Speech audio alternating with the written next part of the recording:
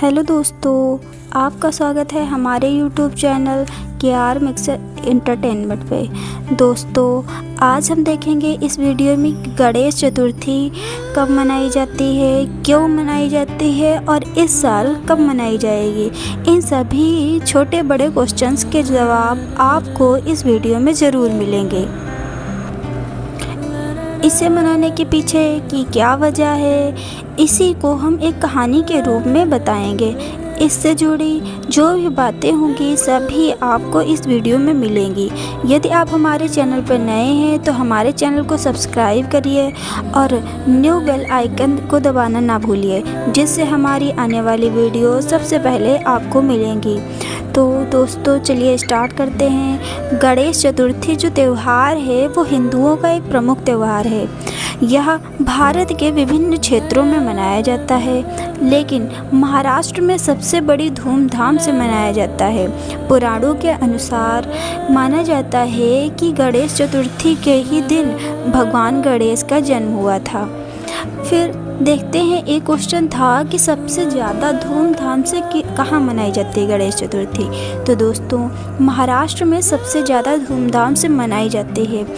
इसके पीछे का रीज़न क्या है? तो रीज़न ये है कि सबसे पहले यानी कि 1893 से पहले जो गणेश चतुर्थी थी वो मनाई जाती थी, लेकिन केवल घरों तक ही सीमित था, केवल घर में ही उनकी पूजा होती थी। लेकिन 1893 में तिलक ने के प्रयास से बाल गंगाधर तिलक ने अपने प्रयास किए और 1893 में इसे सार्वजनिक उत्सव के रूप में लोकप्रिय बनाया। उनका उद्देश्य था लोगों को एकत्र करके ब्रिटिश शासन के खिलाफ एकता स्थापित करना।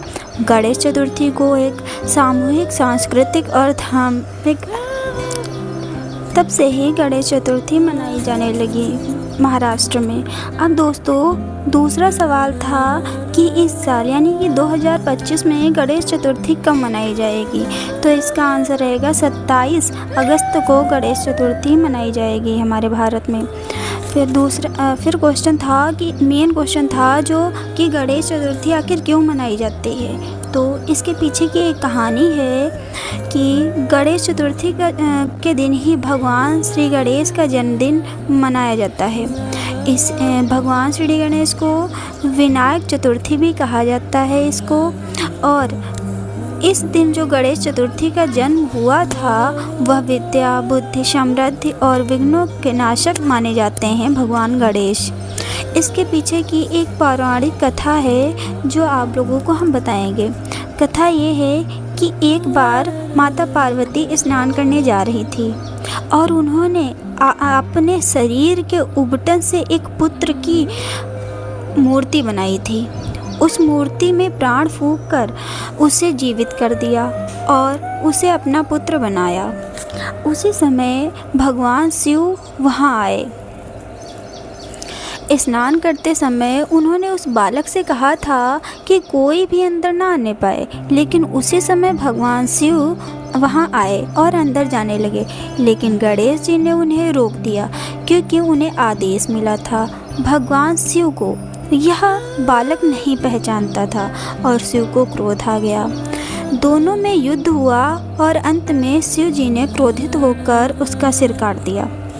जब माता पार्वती बाहर आई और देखा तो वह बहुत दुखी हुई और गुस्से से पूरे ब्रह्मांड को नष्ट करने की धमकी दे दी।